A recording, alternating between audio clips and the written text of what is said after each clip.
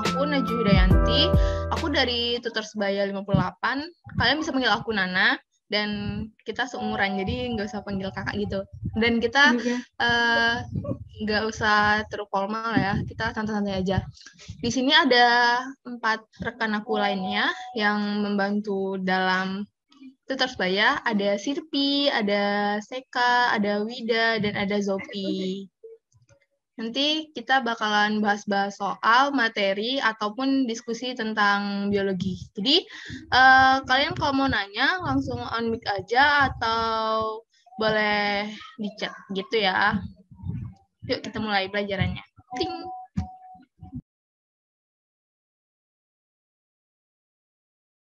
Nah, sebelum mulai, kalian udah pada follow dan subscribe Instagram dan YouTube Tutor Sebaya belum? Belum. Kalau belum, yuk follow yuk. Kita mau 3.000 nih. Boleh kali di follow. Kan di sana juga ada ranting. Pemberitahuan ranting, pemberitahuan tutor kelas tutor, pemberitahuan TO, dan ada fiturnya juga. Fiturnya juga kita bakalan bahas-bahas soal gitu. Di YouTube-nya juga kita ada deh. Pokoknya makanya follow dulu dan subscribe ya teman-teman. Jangan lupa. Mungkin boleh next slide. Nah, soal nomor 1 nih. Dalam pendekatan kajian biologi sains berbasis hipotesis, ketika kesimpulan tidak sesuai dengan hipotesis, maka tahap yang harus dilakukan apa? Apakah kita harus melakukan orientasi, prediksi hasil, membuat kesimpulan lainnya, membuat pertanyaan baru, atau kita melakukan eksperimen lagi? Menurut kalian, jawabannya benar apa ya? Boleh dong unmute atau polling nih, polling. Kalau malu, pada banyak yang jawab ada B. Yuk yang belum polling dulu nih. Menurut kalian apa nih? Antara orientasi, prediksi hasil, membuat kesimpulan, membuat pertanyaan baru, dan membuat eksperimen. Menurut kalian apa nih? Banyak yang jawab apakah benar? Baru masuk ya, Amoy. Jadinya kaget, nggak apa-apa. Nanti masih ada 19 soal lagi. Nanti balik ke polling. Jawaban yang benar adalah, tuh, udah 3. Next slide. Jawaban yang benar adalah D, yaitu pertanyaan baru. Kenapa begitu? Karena kan di sini kan ada tahapan dalam sains berbasis hipotesis. Nah, tahapannya itu yang pertama ada orientasi, yang kedua itu mengajukan pertanyaan, yang ketiga mengajukan hipotesis, yang keempat eksplorasi atau eksperimen, yang kelima ada interpretasi data atau prediksi hasil, yang keenam ada kesimpulan, yang ketujuh pertanyaan baru. Nah, kalau misalnya kesimpulannya tidak sesuai dengan hipotesis yang kita buat, maka kita bisa mengajukan pertanyaan baru nih. Jadi teman-teman kalau misalnya kesimpulannya tidak sesuai, teman-teman bisa membuat pertanyaan baru terkait hipotesis gitu. Ada yang mau ditanyain nggak?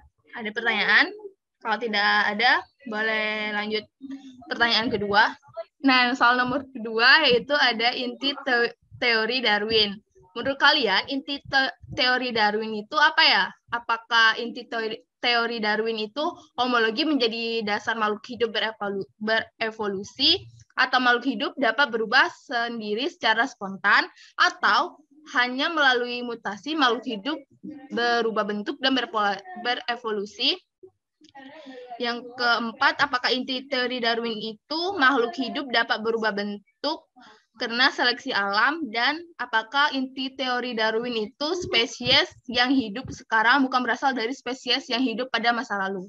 Kalau menurut teman-teman yang ada di sini, inti teori Darwin itu yang mana ya antara A, B, C, D, E?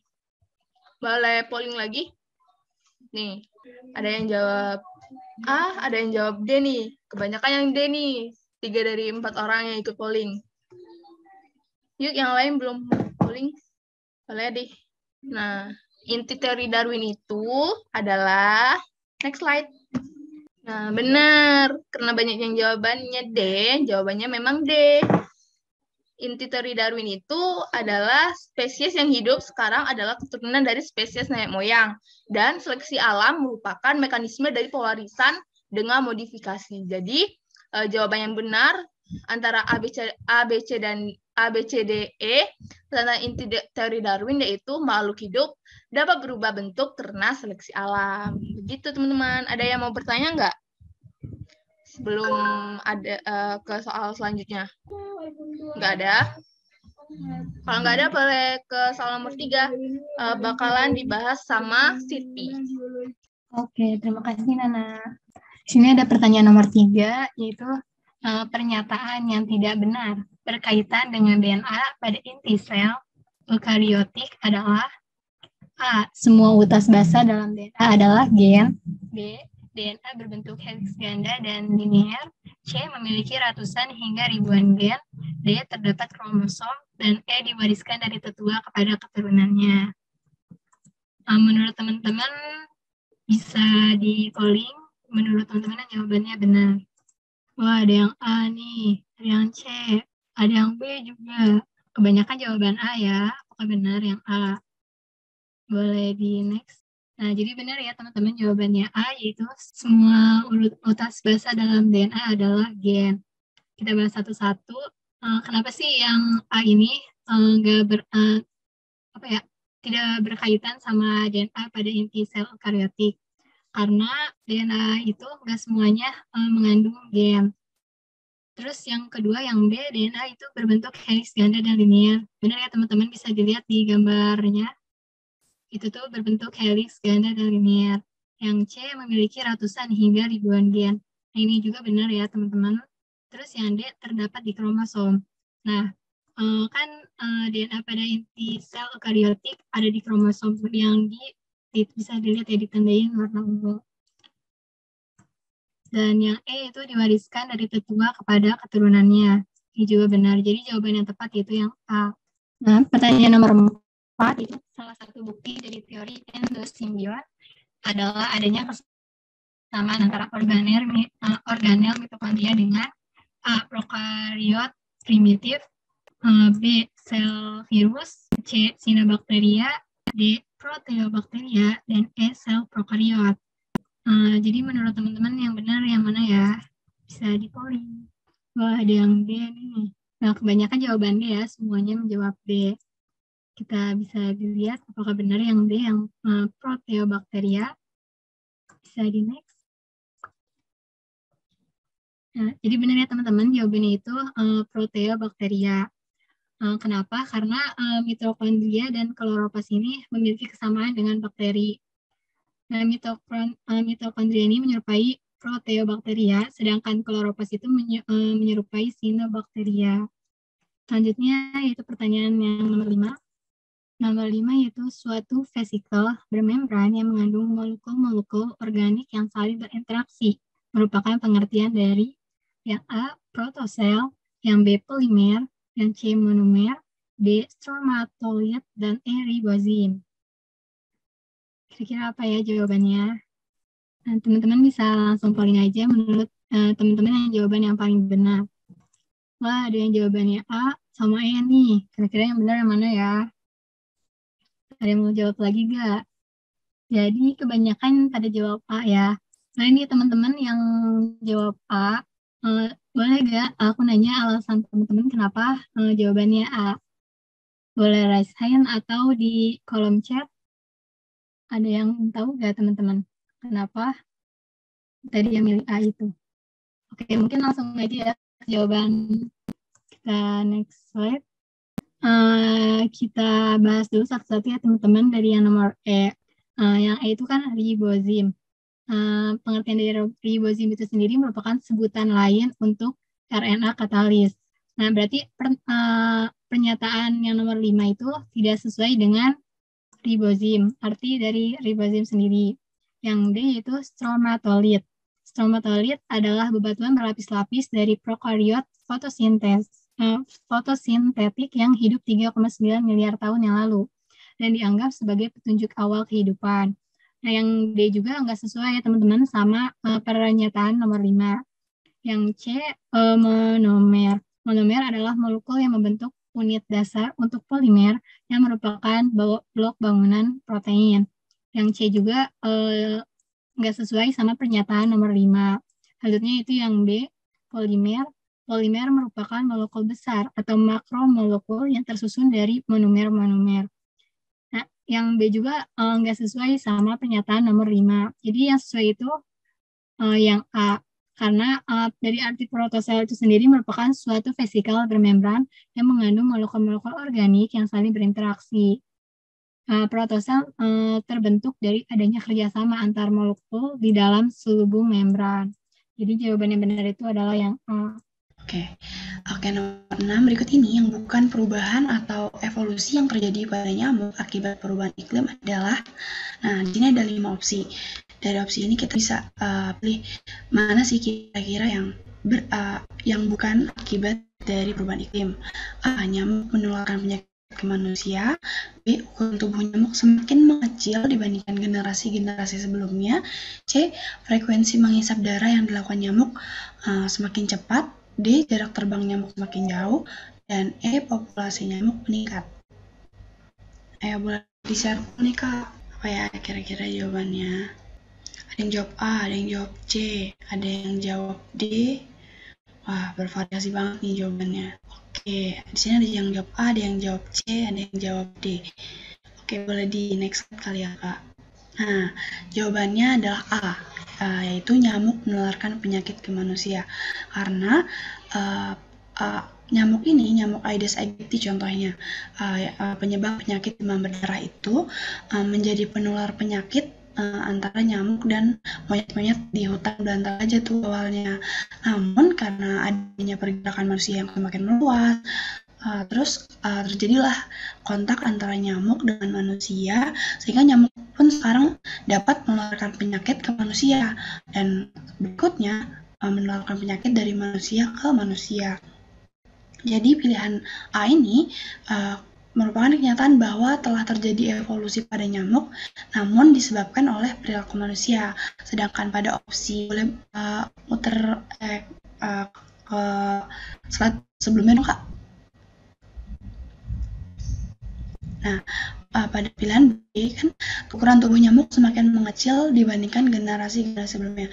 Ini opsi B, C, D, E itu akibat dari perubahan iklim. Nah, B ini kenapa perubahan iklim? Karena kan ada terjadi perubahan iklim nih, sehingga suhu bumi karena global warming jadi semakin menghangat, semakin panas, sehingga larva-larva nyamuk tersebut menjadi lebih cepat berubah menjadi pupa, dan banyak nyamuk dewasa yang prematur gitu, jadi belum waktunya tumbuh dewasa yang harusnya 10-15 hari, mereka bisa tumbuh menjadi nyamuk dewasa dalam waktu hanya 8 hari aja. Terus kalau C dan D ini berhubungan sama ukuran tubuhnya yang semakin mengecil. Karena tubuhnya semakin kecil, otomatis dia akan membutuhkan waktu, frekuensi menghisap darahnya akan semakin banyak atau semakin cepat. Karena biasanya setelah menggigit nyamuk itu, nyamuk dewasa membutuhkan 5 hari untuk menghisap darah lagi gitu. Tapi kan tubuhnya semakin kecil, dia semakin lebih cepat membutuhkan asupan nutrisi gitu, kayak darah itu sampai 3 hari, makin cepat kan. Dan jarak terbang nyamuk semakin jauh karena tubuhnya yang kecil, otomatis dia menjadi lebih mudah untuk terbawa angin. Nah, sedangkan yang E merupakan akibat perubahan iklim, karena misalkan perubahan iklim karena curah hujan yang semakin tinggi, otomatis banyak genangan-genangan air di semakin banyak gitu. Otomatis karena semakin banyak genangan air, maka populasi nyamuk menjadi semakin banyak. Ada yang mau ditanyain nggak? Apa udah cukup? Mungkin udah cukup ya. Boleh next dong. Nah, yang D. Ini pernyataan yang benar mengenai osmosis adalah A. Osmosis termasuk transport aktif. B. Osmosis adalah perpindahan zat terlarut dari konsentrasi rendah ke konsentrasi tinggi. C. Dalam proses osmosis tidak ada gradien konsentrasi. D. Sel hewan yang dimasukkan ke dalam lautan hipertonik akan mengalami krenasi karena air berosmosis keluar sel. E. Sel tumbuhan yang dimasukkan ke dalam larutan yang hipotonik akan mengalami plasmolisis karena air berosmosis keluar sel. Ayo, udah diserpol nih. Jawabannya apa ya? Ada yang jawab B, ada yang jawab D. Nah, yang jawaban, ini nggak ditulis nih. Jawaban yang benar adalah D. Kenapa? Kita bisa lihat dari sifat. Tadi kan opsi D itu menyebutkan bahwa sel hewan yang dimasukkan ke dalam larutan yang hipertonik akan mengalami krenasi karena air berosmosis keluar sel. Nah, kita harus tahu nih hipertonik atau hipotonik itu apa. Hipertonik itu kan konsentrasi tinggi, hyper. Kalau hipo itu rendah, konsentrasi rendah. Nah, yang benar jawabannya itu D. Kenapa? Karena sel hewan ketika dimasukkan ke larutan yang hipertonik atau konsentrasi tinggi akan mengalami krenasi karena air berosmosis keluar sel. Terus kalau dimasukkan ke dalam konsentrasi yang hipotonik, maka dia akan mengalami lisis, bukan plasmolisis. Terus sel tumbuhan yang dimasukkan ke dalam larutan konsentrasi rendah atau hipotonik akan mengalami turgid. Lalu sel tumbuhan yang dimasukkan ke dalam larutan yang memiliki konsentrasi tinggi atau hipertonik akan mengalami plasmolisis karena air berosmosis keluar sel. Nah, ada yang mau ditanyain nggak? Oh ya, tadi kan pilihan A. Coba di sebelumnya dong. Nah, kan pilihan A itu osmosis termasuk transport aktif. Kenapa jawaban ini salah? Karena seperti yang kita tahu ya, kalau osmosis itu merupakan transport pasif. Kenapa? Karena tidak memerlukan energi atau ATP, dan pilihan C itu juga salah karena osmosis ini memiliki gradien konsentrasi. Kenapa? Makanya tadi ada hipertonik, hipotonik, terjadi krenasi, terjadi lisis gitu teman-teman. Ada yang tahu nggak kalau transport aktif itu apa? Transport aktif tuh biasanya pergerakan atau pemindahan yang menggunakan energi untuk mengeluarkan ion-ion atau molekul melalui membran sel yang bersifat permeabel. Jadi biasanya masuknya tuh, kalau masuk tuh gampang, tapi kalau ngeluarin itu butuh energi gitu. Bedanya itu. Oke, dia next. Nomor 8. Organel berikut yang bukan termasuk sistem endomembran adalah A. Vakuola, B. Badan Golgi, C. Mitokondria, D. Lisosom, E. Retikulum endoplasma. Apa ya jawabannya? Ada yang jawab C, ada yang jawab E. Ayo, apa nih jawabannya? Macam-macam. Yuk yang belum itu. Wah, kayaknya banyak yang jawab C ya. Oke, boleh next, Kak. Apa ya yang bukan termasuk sistem endomembran? Jawabannya adalah C. Kenapa jawabannya C atau mitokondria? Ini bisa dilihat juga sebenarnya dari si fungsi atau peran masing-masing organel sel dan pengertian sistem endomembran sendiri.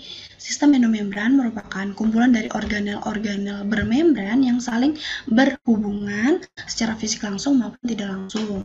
Fungsi dari sistem endomembran ini adalah menghasilkan dan mendistribusikan produk sel. Nah, dalam hal ini adalah protein. Sistem endomembran ini meliputi organel selubung inti, retikulum endoplasma, badan Golgi, vesikola, lisosom, dan vakuola.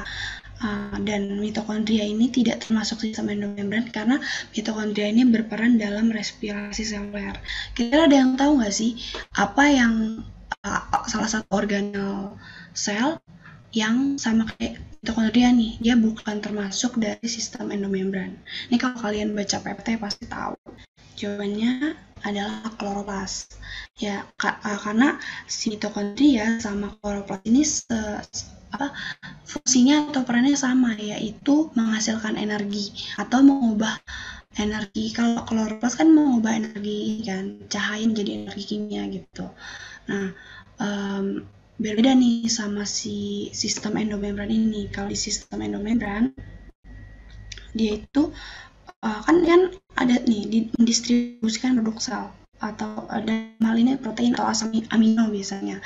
Jadi ntar hasil translasinya tuh yang asam amino itu akan ditransport dari nukleus nih. Ada, wait aku annotate deh. Boleh di sekali lagi nggak nih videonya nih? Ini kan ada nukleus nih. Ya, aku mau saja deh.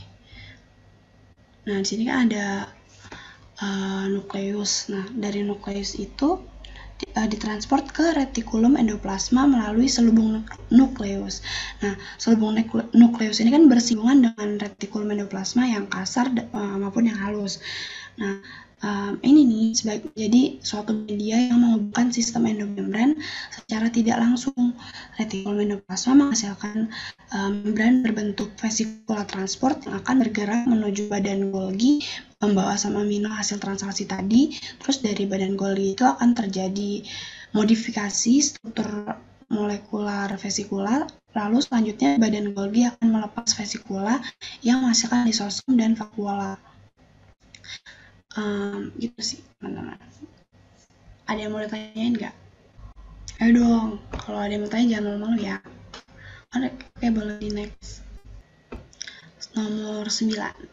Organel yang banyak ditemukan di organ penghasil hormon seks adalah A.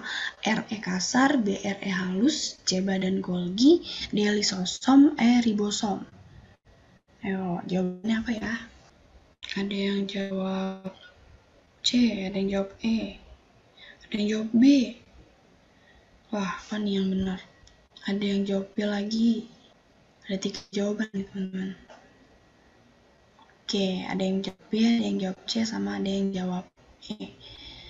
Jawabannya adalah ini nomor 9 itu jawabannya adalah B, yaitu retikulum endoplasma halus.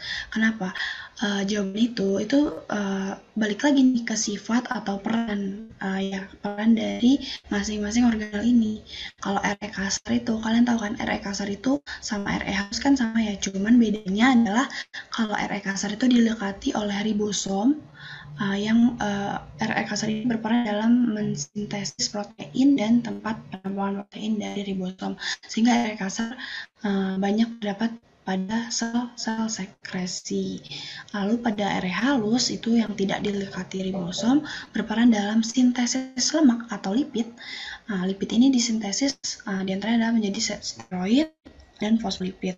Dan ini yang mana steroid dan fosfolipid ini melimpah pada organ penghasil hormon seks tadi, yaitu seperti ovarium dan testis.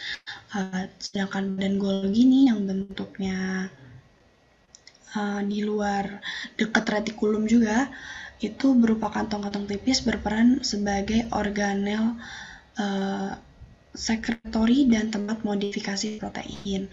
Lalu lisosom berperan dalam pencernaan intraseluler karena memiliki enzim hidrolisis. Lalu ribosom butiran-butiran kecil tadi yang melekat di RE kasar, dan ada juga yang tersebar di sitoplasma perannya dan berperan dalam sintesis protein. Nomor 10. Tumbuhan yang pada malam hari terjadi lintasan C4 pada proses fotosintesisnya adalah ada C3, C4, CAM, C3 dan C4, atau C4 dan CAM. Oke, boleh dijawab. Ada yang jawab B, ada yang jawab C, ada yang jawab D. Jawaban yang tepat adalah C, yaitu CAM. Karena nih kita bisa lihat juga nih dari grafik yang ada di sebelah kanan ini, yaitu lintasan C4 baik di tumbuhan C3 dan C4 namun terjadi pada siang hari, sedangkan tumbuhan CAM langsung lintasan C4 itu di malam hari. Kalian bisa lihat ya di sini ada siklus Calvin, tapi yang ini tuh siang nih, tapi kalau di CAM itu dia terjadi malam hari. Nih ada tulisan C4. C3 tuh nggak ada C4, nggak pakai lintasan C4. Oke teman-teman, selanjutnya aku bakal ngejelasin dari soal nomor 11 gitu ya. Nah, sebelum kita masuk ke soal, mungkin aku mau reminder dikit nih. Nanti di akhir itu bakal ada sesi dokumentasi, jadi buat teman-teman yang sekiranya belum siap-siap gitu, boleh banget siap-siap dari sekarang ya, biar nanti pas dokumentasinya kita bisa ngelakuinnya dengan cepat gitu ya. Oke, langsung aja kita masuk ke soal. Untuk soal yang ke-11, produk yang dihasilkan dan dikeluarkan dari siklus Calvin adalah apakah A. RUBP, B. 3PGA, C. Rubisco, D. CO2, atau E. G3P. Nah, boleh nih teman-teman langsung diisi aja pollingnya. Kira-kira jawaban yang benar menurut teman-teman apa nih? Apakah A, B, C, D, atau E? Oke, banyak yang jawab E nih, dan ada satu orang yang jawab A. Oke, langsung kita buka aja jawaban yang tepat. Nah, jadi jawaban yang tepat itu adalah E ya teman-teman, yaitu 3G3P. Oke, jadi tadi udah banyak nih yang jawab benar. Nah, langsung kita lihat aja di beberapa pilihan tadi, kenapa sih pilihan yang lain itu salah gitu ya. Oke, mungkin bisa kita mulai dari G3P dulu, yang merupakan jawaban yang tepat gitu ya. Jadi G3P itu bisa disebut dengan glyceraldehyde 3-fosfat. Nah, ini merupakan senyawa atau produk yang dihasilkan pada siklus Calvin, teman-teman. Nah, G3P ini berupa gula, dan nantinya G3P ini bakal digunain untuk respirasi seluler ataupun mensintesis glukosa dan senyawa organik lainnya. Oke, kita lanjut ke RUBP nih. RUBP itu merupakan rantai 5 karbon atau 5C yang nantinya akan berikatan dengan karbon dioksida atau CO2 sehingga terbentuk molekul 6C. Jadi bukan merupakan produk yang bakal dihasilkan dari siklus Calvin ya, teman-teman. Nah, lanjut ke 3PGA. 3PGA ini merupakan molekul 6C yang bernama 3-fosfogliserat yang terbentuk dari proses fiksasi karbon. Jadi bisa dibilang produk juga, tapi merupakan produk atau sesuatu gitu ya yang dihasilkan dari proses fiksasi karbon nih, bukan dari proses siklus Calvin yang keseluruhan. Nah, lanjut ke Rubisco. Rubisco itu merupakan salah satu enzim. Nah, enzim Rubisco ini merupakan enzim yang berperan gitu ya dalam membantu penggabungan atau fiksasi karbon dioksida dengan RUBP. Selanjutnya itu ada CO2. Nah, CO2 ini merupakan senyawa yang diikat untuk memulai siklus Calvin. Oke, teman-teman, gimana nih dari satu soal ini, dari soal ke-11, apakah ada yang mau ditanyain? Kalau sekiranya aman, boleh deh coba diketik di kolom chat aman gitu. Setelah itu baru kita bakal lanjut ke soal berikutnya. Oke, langsung aja kita lanjut ke soal nomor 12. Karena udah tadi ada beberapa yang aman gitu ya. Nah, boleh dibaca dulu teman-teman nomor 12, perhatikan pernyataan berikut. Yang pertama itu ada reduksi, yang kedua fiksasi karbon, ketiga regenerasi, yang keempat pelepasan G3P. Urutan yang benar terkait tahapan yang terjadi pada reaksi gelap adalah, oke, ini ada beberapa urutan nih teman-teman. Dari nomor-nomor ini ada nomor-nomornya diacak nih. Kira-kira urutan yang benar itu gimana ya? Apakah A 1, 2, 3, 4, B 2, 1, 3, 4, C 2, 1, 4, 3, D 1, 3, 2, 4, atau E 1, 4, 2, 3? Oke, teman-teman bisa langsung jawab di pollingnya. Kira-kira jawaban yang tepat atau urutan yang benar nih terkait tahapan yang terjadi pada reaksi gelap itu urutan yang gimana? Oke, kalau dari hasil ini yang mendominasi di pilihan atau di opsi C nih ya, ada 5 orang yang jawab, kemudian ada di opsi B ada 2 orang, dan yang terakhir ada D dengan 1 orang yang jawab. Oke, langsung kita buka aja. Nah, jadi benar banget teman-teman, urutan yang benar itu adalah C, yaitu dari nomor 2, kemudian lanjut 1, lanjut lagi 4, dan terakhir nomor 3. Jadi pada reaksi gelap itu yang terjadi pertama kali itu adalah fiksasi karbon. Kemudian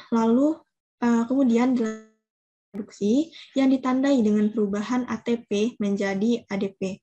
Nah, jadi seperti yang kita tahu sendiri ya, kalau ATP itu namanya kan adenosin trifosfat gitu. Nah, reduksi itu ditandai dengan yang tadi, adenosin trifosfat, jadi fosfatnya ada 3 gitu ya, menjadi adenosin difosfat. Jadi fosfatnya itu jadi 2. Nah, itu yang merupakan yang bisa kita sebut reduksi gitu, ada yang kurang gitu. Nah, lalu NADPH juga mengalami reduksi nih, teman-teman. Dari yang awalnya NADPH itu jadi NADP+. Jadi ion H plus, ion H di sini itu mengalami pelepasan. Jadi berkurang kan, dari yang awalnya ada H, kemudian nggak ada H, gitu.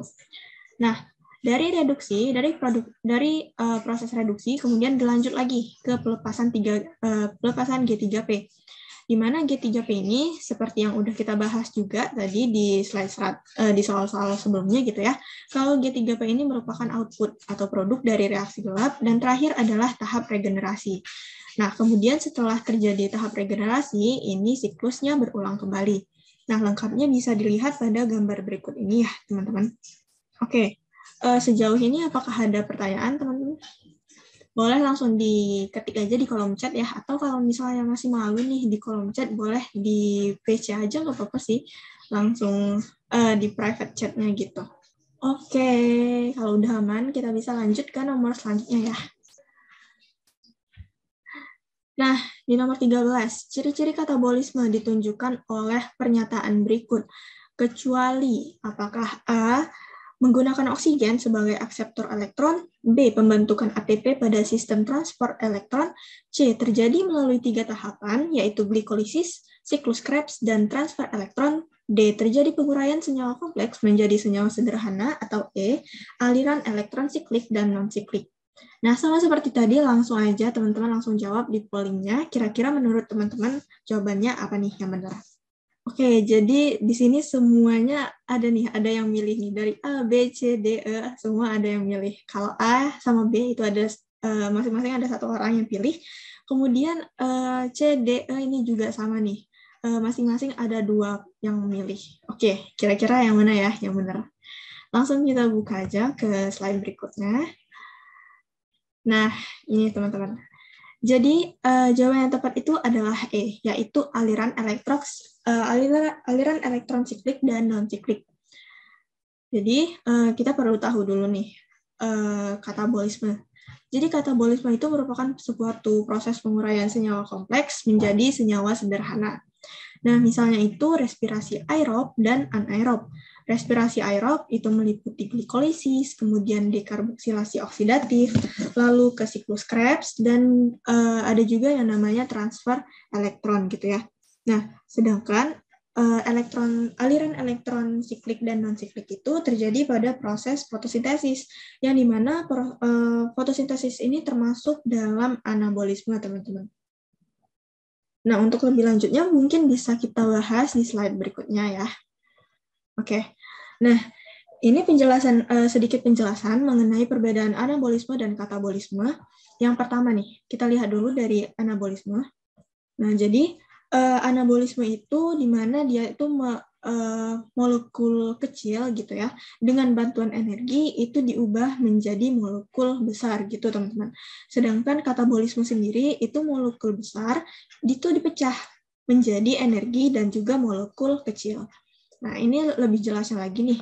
Dari jenis prosesnya sendiri, kalau anabolisme, tadi kan kita sebut anabolisme dulu ya. Nah, dari anabolisme sendiri itu merupakan proses penyusunan, pembentukan, atau sintesis gitu ya. Kemudian dari urutan molekulnya, dari senyawa sederhana menjadi kompleks. Oke, sifat reaksinya itu endergonik, kemudian energi. Jadi anabolisme ini membutuhkan energi, lalu contoh prosesnya itu bisa dilihat pada proses fotosintesis dan kemosintesis.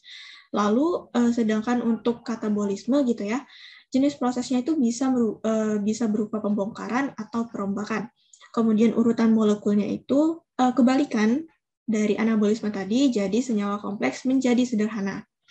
Lalu sifat reaksinya eksergonik, energi itu menghasilkan energi, dan contoh prosesnya itu respirasi. Jadi untuk lebih mudah mengingat atau menghafalnya itu, teman-teman bisa ngehafalin cukup 1 aja ya teman-teman. Terserah mau ngehafalin katabolisme atau anabolisme.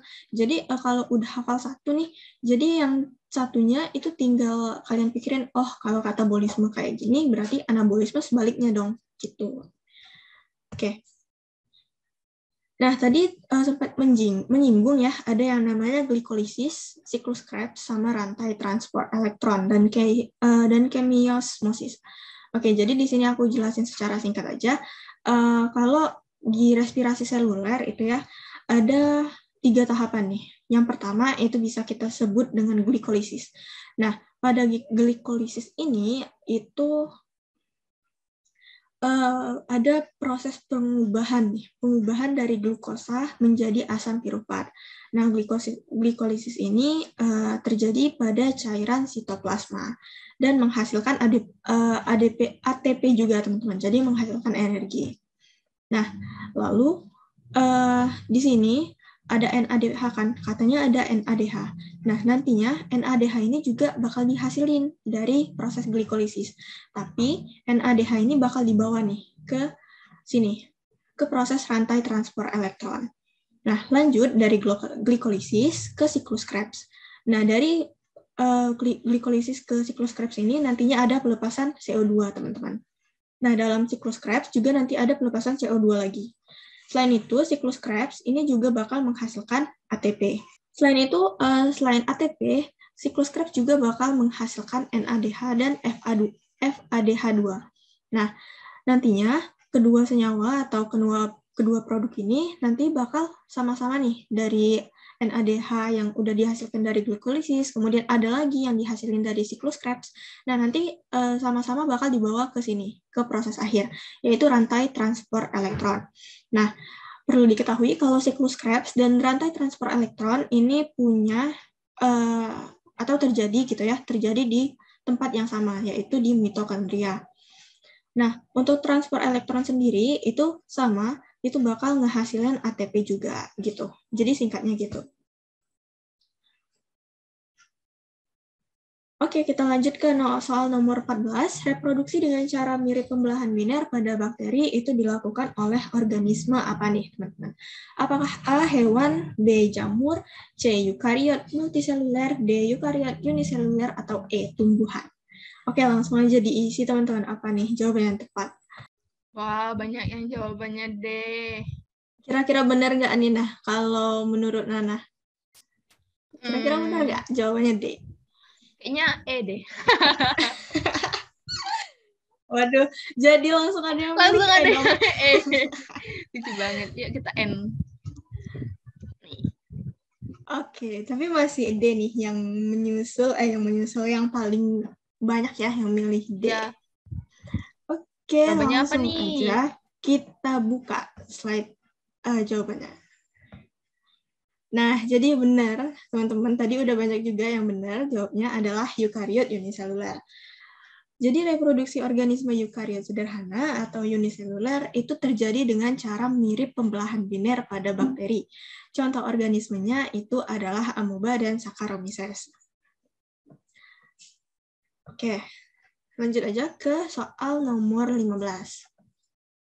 Nah, pernyataan yang benar mengenai reproduksi aseksual pada eukariota adalah apakah A. melalui proses mitosis, B. melibatkan dua tetua, C. turunannya merupakan hasil kombinasi baru dari gen-gen kedua tetuanya, atau D. menghasilkan turunan yang setiap individu unik atau melalui fertilisasi di opsi E.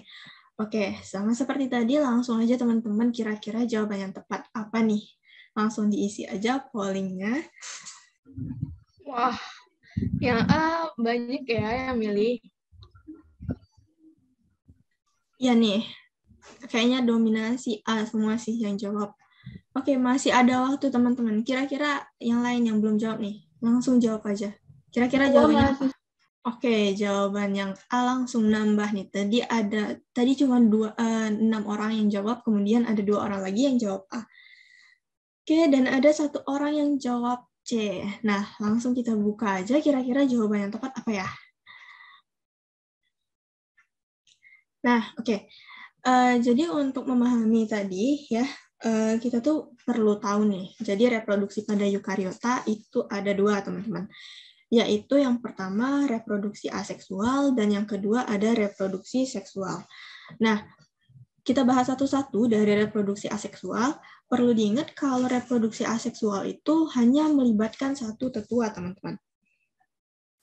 Nah, perbedaannya dengan reproduksi seksual, kalau reproduksi seksual itu melibatkan 2 tetua. Kemudian untuk aseksual itu melalui proses mitosis, sedangkan kalau reproduksi seksual tadi aseksual ya, yang melalui proses mitosis. Nah, sedangkan kalau reproduksi seksual itu melalui 2 tahapan.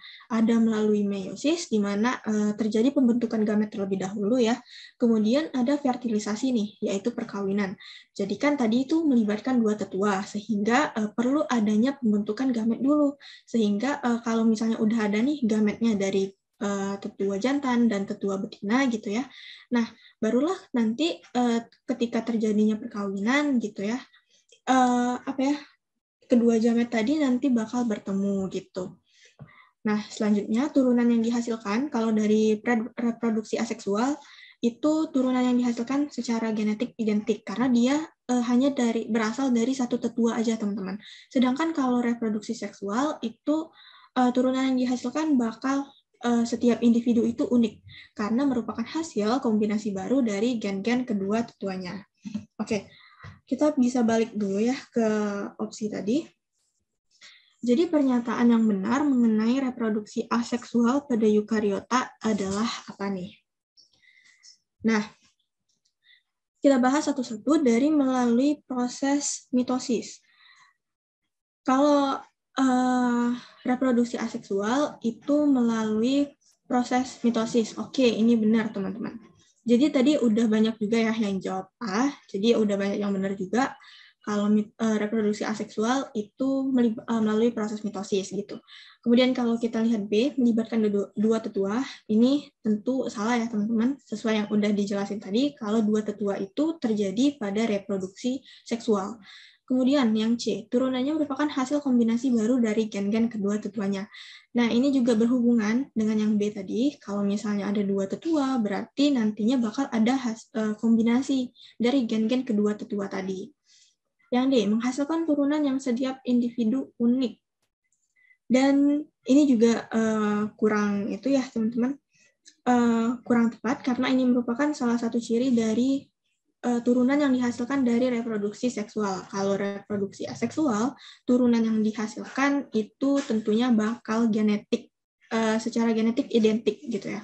Nah, selanjutnya kalau E, melalui fertilisasi, ini juga sama, kurang tepat karena fertilisasi itu bakal terjadi pada reproduksi seksual, di mana nantinya ada peluburan antara tetua jantan dan gamet tetua jantan dan gamet tetua betina gitu. Oke teman-teman, dari beberapa soal ini kira-kira ada yang mau ditanyain nggak? Atau udah aman juga nih? Oke, karena mungkin di kolom chat belum ada yang nanya gitu, jadi mungkin kita bisa lanjut ke soal berikutnya ya. Nah, soal berikutnya ini bakal dijelaskan oleh Zofi. Oke, silakan Zofi. Oke, masih semangat ya teman-teman. Oke, langsung aja ya kita baca soalnya. Kombinasi kromosom hasil segregasi dan berpadu bebas pada meiosis atau pembentukan segamet manusia itu berjumlah. Nah, kira-kira apa ya jawabannya? Nah, coba dijawab dulu ya teman-teman, kira-kira jawabannya apa? Lebih variatif ya jawaban teman-teman. Ada A, ada B, ada C, ada E. Kok nggak ada yang jawab E ya? Kayaknya udah banyak yang benar nih. Langsung aja kita buka jawabannya. Next slide. Nah, jadi yang benar itu yang 2/23 ya. Jadi udah banyak yang benar. Nah, jadi segamet pada manusia itu berjumlah 23. Kromosom pada segamet manusia itu berjumlah 23. Nah, sehingga kombinasi kromosom hasil segregasi atau perpisahan dan berpadu bebas itu dapat dituliskan dengan 2/n. N itu adalah setengah dari jumlah kromosom tubuh pada manusia. Nah, hasilnya tuh 8 jutaan kombinasi gitu. Nah, di sini dicontohkan ya, misalnya kalau ada 4 kromosom, itu hasil kombinasinya tuh seperti ini. Nah, ini disebabkan oleh segregasi dan berpadu bebas di pembelahan meiosis. Nah, kita akan bahas ini lebih lanjut di slide berikutnya. Nah, jadi ini pembelahan meiosis. Nah, teman-teman udah tahu belum apa perbedaan mitosis dan meiosis? Nah, kita bahas singkat ya. Kalau mitosis itu kan pembelahan pada sel tubuh atau sel somatik, sedangkan meiosis itu pada sel kelamin. Nah, hasilnya itu kan kalau mitosis itu dua sel anakannya identik dengan induknya, kemudian sifatnya diploid. Kalau meiosis itu sifatnya haploid dan 4 sel anak yang dihasilkan. Nah, jadi di sini tuh ada fase-fasenya ya. Jadi kalau di meiosis itu kan ada profase 1. Profase 1 itu kayak persiapan. Jadi kromosomnya menebal gitu. Kita bahas singkat ya yang ini. Kemudian metafase, dia tuh di sejajar gitu di bidang ekuator. Kemudian di anafase 1 itu berpindah ke kutub yang berlawanan. Jadi di pembelahan meiosis itu terjadi 1 kali penggandaan DNA saja, 1 kali penggandaan DNA di fase S. Fase S itu di fase interfase atau persiapan. Nah, kemudian terjadi 2 kali proses pemisahan kromosom atau pembelahan materi genetik. Nah, pada meiosis 1 ini terjadi pemisahan kromosom homolog. Nah, di sini ya, kromosom homolog itu yang ini, yang 4 lengannya. Nah, itu. Jadi di sini terjadi pemisahan kromosom homolog di meiosis 1. Kemudian di meiosis 2 itu terjadi pemisahan kromatid bersaudara. Yang ini ya, kromatid bersaudara itu yang 2 lengan ini. Kalau bisa jadi 2. Nah, ini. Nah, terus yang ini terlihat ya bahwa nanti itu hasilnya N atau haploid.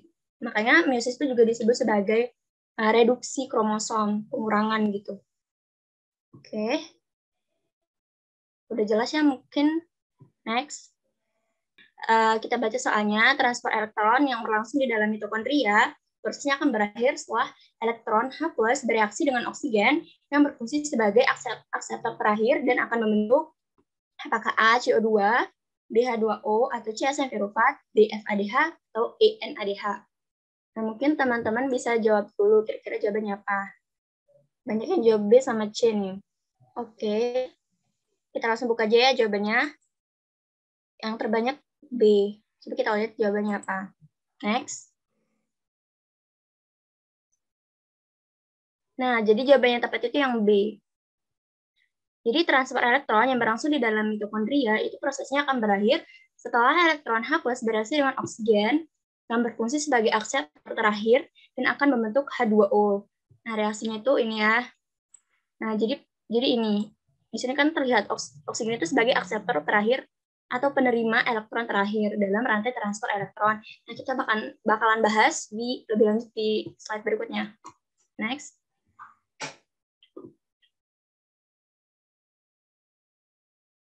Nah, jadi rantai transfer elektron itu salah satu tahap dari respirasi seluler.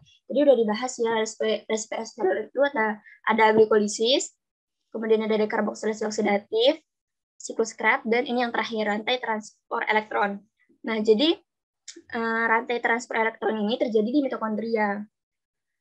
Nah, ini ada beberapa poin penting. Yang pertama itu elektron dari NADH dan FADH2 mengalir melintasi rantai transfer elektron ke O2. Nah, jadi NADH dan FADH2 itu fungsinya sebagai pendonor elektron. Nah, di sini bisa dilihat. Jadi nanti NADH itu kan berubah jadi NAD+. Dia akan mengeluarkan H+ dari matriks mitokondria ke intermembran. Terus berlangsung sampai ke O2 sebagai penerima elektron terakhir. Nah, setiap misalnya di setiap tahap ini tuh selalu mengeluarkan H+ kan ke intermembran. Jadinya di intermembran ini banyak banget H+ dan terbentuklah gradien proton. Nah, jadi ini ya, energi yang dilepas elektron digunakan untuk memompa H+ ke ruang intermembran. Nah, kemudian perbedaan gradien proton ini yang dimanfaatkan oleh ATP sintase untuk membentuk ATP. Nah, jadi proses ini tuh yang bagian ini tuh disebut sebagai kemiosmosis. Proses pembentukan ATP oleh ATP sintase dengan memanfaatkan gradien proton. Gitu. Mungkin kalau kurang jelas boleh ditanya ya teman-teman. Boleh langsung on mic atau di kolom chat. Oke, next.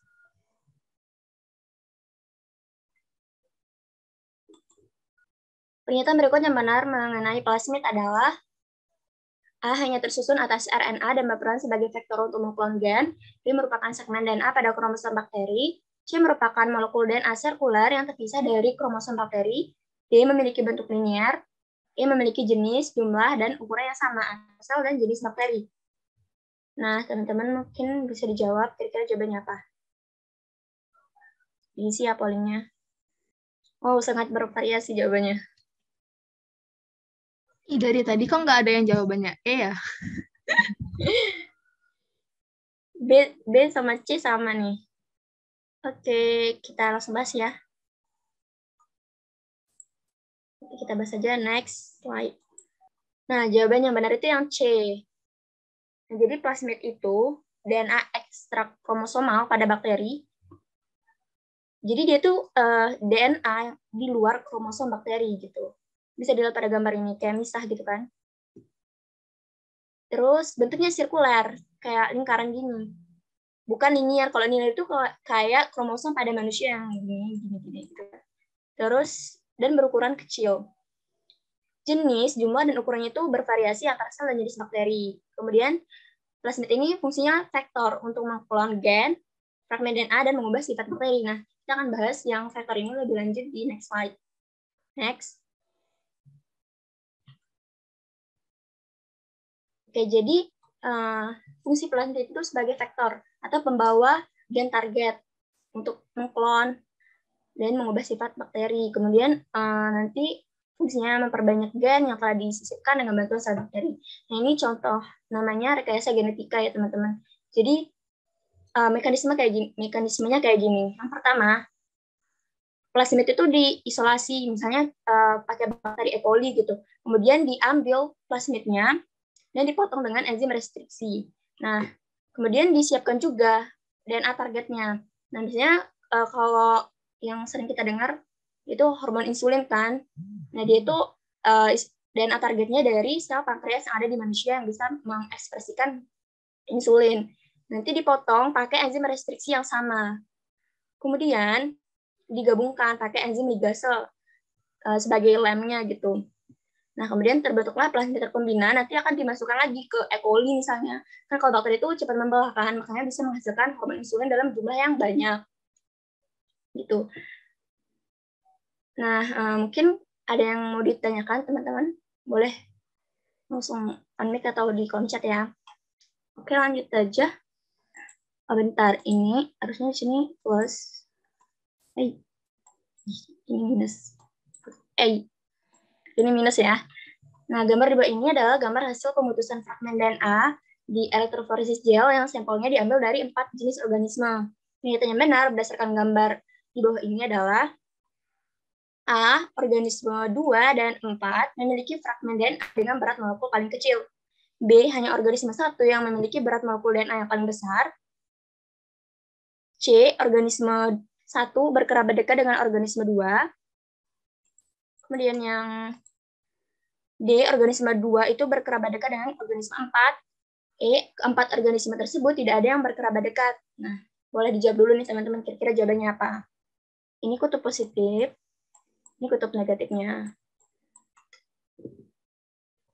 Yang banyak yang jawab D ya, D sama E. Banyak yang benar nih kayaknya. Next kita langsung buka ya jawabannya. Nah, jawabannya D. Jadi, gel elektroforesis itu adalah teknik pemisahan molekul DNA berdasarkan ukuran organisme yang banyak memiliki garis gel yang sejajar, itu artinya memiliki hubungan kekerabatan yang dekat. Nah, fragmen DNA itu bergerak dari kutub negatif menuju ke kutub positif. Fragmen DNA berukuran kecil akan lebih mudah bermigrasi. Nah, jadi kita bahas optionnya ya, satu-satu. Yang pertama, organisme 2 dan 4 itu memiliki fragmen DNA dengan berat molekul paling kecil, 2 dan 4. Nah, salah ya teman-teman, karena dia tuh paling dekat dengan kutub positif, jadi paling besar gitu. Bisa dilihat yang ini. Dan jadinya fragmen DNA itu ukurannya lebih besar. Gitu. Ingat aja, pokoknya fragmen itu berpindah dari kutub negatif ke kutub positif, karena DNA itu punya fosfat kan, fosfat itu muatannya negatif gitu, jadi dia cenderung ke positif. Kemudian yang B, hanya organisme satu yang memiliki berat molekul DNA paling besar. Organisme satu, salah ya. Kemudian yang C, organisme satu berkerabat dekat dengan organisme dua. 1 dan 2.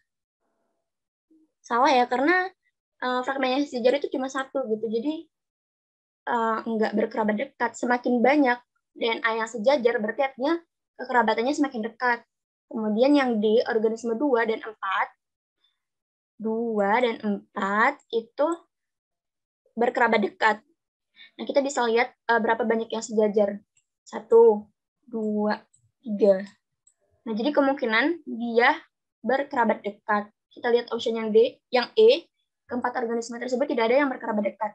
Nah, jadi di sini tuh dari 4 fragmen DNA yang sejajar itu 3, artinya dia berkerabat dekat, organisme 2 dan organisme 4. Jadi jawaban yang tepat itu yang D. Nanti hati-hati kalau jawab soal kayak gini, soalnya plusnya itu bisa aja di sini nanti, minusnya di sini gitu, diubah-ubah gitu. Diperhatikan arah plus minusnya. Ada yang mau bertanya? Atau ada yang kurang? Saya mau tanya. Ya, boleh. Kalau berkerabat dekat kan itu yang sejajar 3 dari 4 ya Kak. Bisa atau enggak Kak kalau misalnya 4-4-nya itu sejajar, terus apa itu tetap dikasih nama berkerabat atau enggak? Makasih Kak. Bisa. Nah, biasanya soal yang gitu tuh, kalau tipe soalnya gini, misalnya ada kasus pembunuhan gitu, ditemukan darah gitu, nanti dikasih lah kayak gini, hasil elektroforesisnya. Nah, itu biasanya, kalau soalnya kayak gitu, semuanya tuh harus sejajar gitu, karena itu, misalnya kita disuruh cari pelakunya nih, misalnya ini sampel, misalnya nanti pelaku 1, pelaku 2, pelaku 3. Nah, itu jawabannya tuh yang benar-benar sejajar semua gitu, satu aja nggak sejajar nggak boleh, soalnya itu kan DNA punya dia gitu. Kalau berkerabat dekat itu biasanya nggak semua gitu kan. Kalau saudara kembar aja beda kan DNA-nya gitu. Gitu biasanya kalau kasus pembunuhan atau ada dikasih kasus itu baru DNA-nya sejajar semua. Oke, ada yang gimana, udah jelas? Sudah Kak, makasih Kak. Iya. Kak mau nanya. Iya, boleh. Berarti kalau berat molekul DNA yang paling besar tuh yang dekat sama positif ya, Kak? Iya. Karena dia nanti kan pakai listrik kan, jadi cepet-cepetan gitu jalannya. Yang paling berat berarti dia yang paling cepet gitu. Makasih, Kak. Iya. Oke, ada lagi? Kayaknya udah jelas ya. Kita next. Soal berikutnya. Pernyataan yang tidak benar mengenai sintesis protein adalah yang tidak benar. Apakah A, molekul tRNA itu akan membawa asam amino yang akan membentuk protein? B, protein terbentuk pada ribosom. C, tidak diperlukan mRNA pada proses translasi. D, transkripsi menghasilkan pesan genetik berupa RNA. E, RNA eukariot itu diproses dengan membuang intron sebelum meninggalkan nukleus. Nah, boleh dijawab kira-kira jawabannya apa? Seri ya, padahal baru mau bilang seri antara C dan D. Banyak yang benar nih. Oke, untuk mempersingkat waktu langsung aja ya. Next slide, kita buka jawabannya. Nah, jawaban yang tepat itu yang C. Tadi, apa ya yang C? Tidak diperlukan mRNA dalam translasi. Nah, itu salah. Nah, kita akan bahas di sini tahap sintesis protein. Jadi, secara umum, tahap sintesis protein ada dua. Yang pertama, transkripsi. Yang kedua, translasi. Nah, jadi yang pertama, DNA itu membentuk mRNA, messenger RNA di dalam inti sel. Nah, proses ini tuh namanya transkripsi.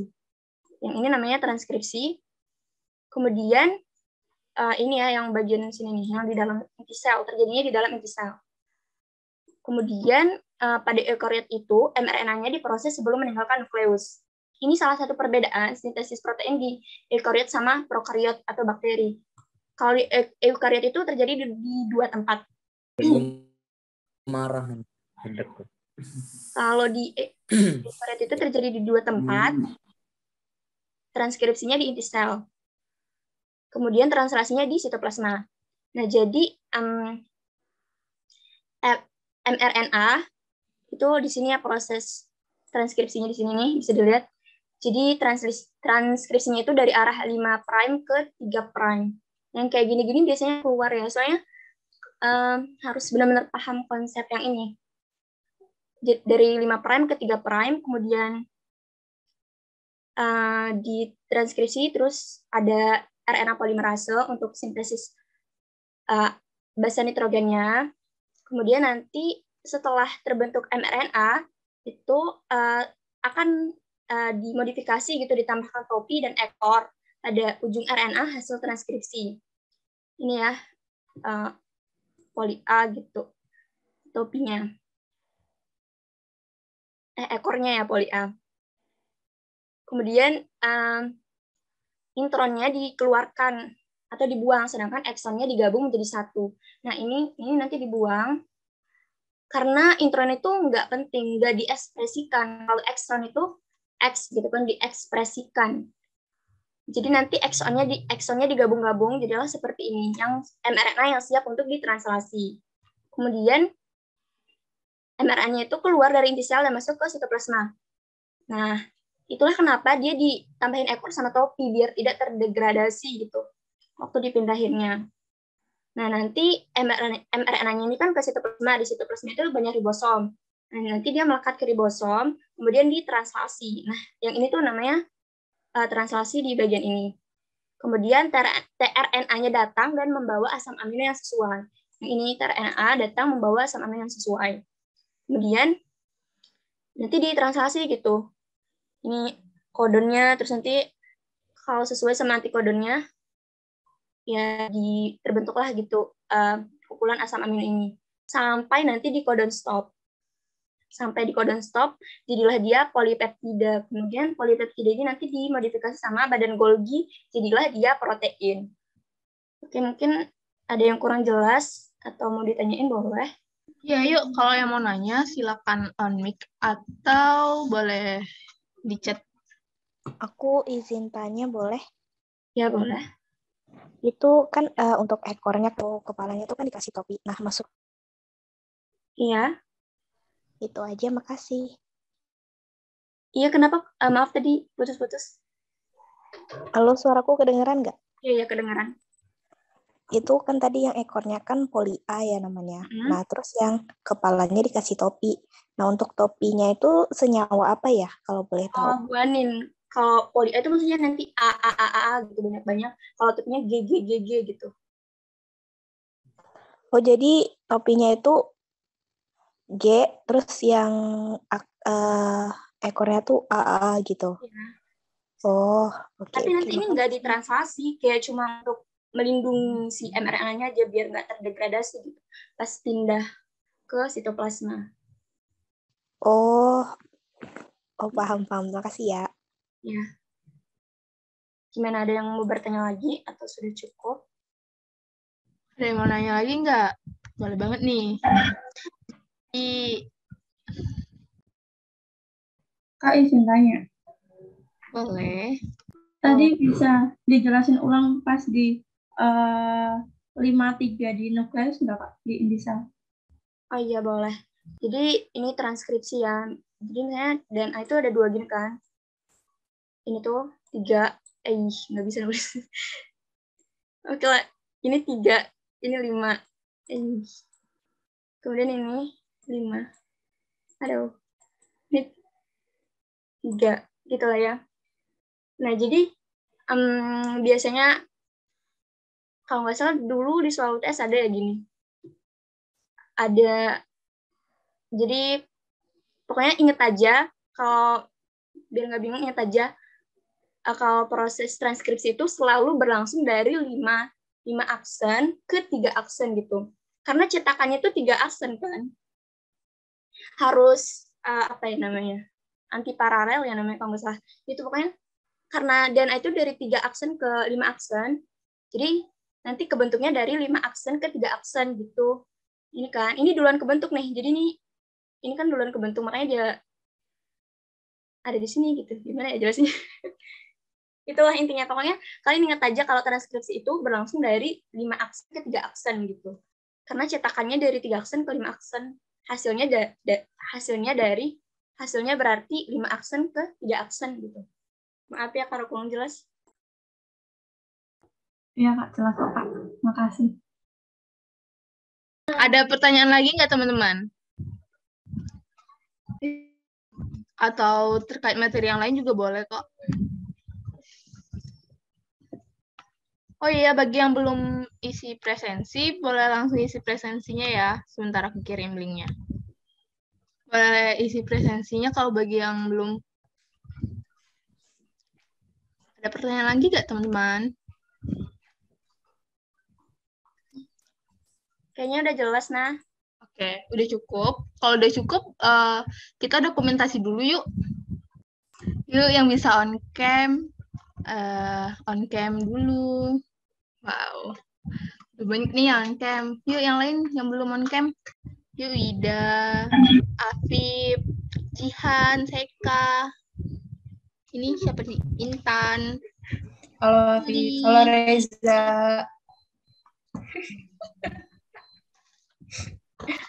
Safa, Natalia. Boleh dong on cam. Saya Kak. Aku tunggu sampai 16.50 ya. Yuk. Udah yuk. Aku screenshot ya. Yuk 1, 2, 3. Lagi. Boleh. 1, 2, 3.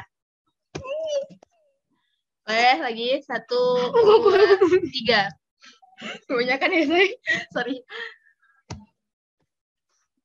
Oke, terima kasih teman-teman. Oh ya, kalau ada yang mau nanya, boleh kok nanya lagi. Udah. Nggak apa-apa, siapa tahu masih ada yang nanya, masih belum paham. Yuk tanya yuk.